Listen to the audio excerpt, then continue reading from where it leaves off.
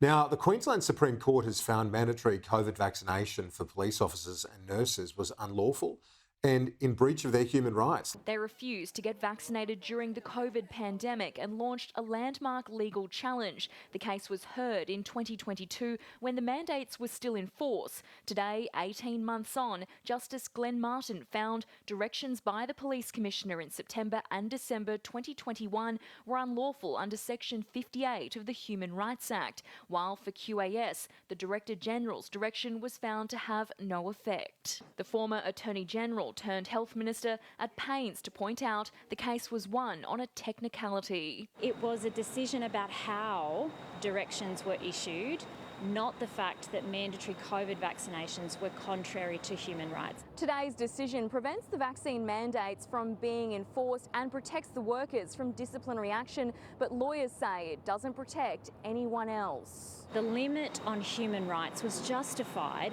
because of the pandemic.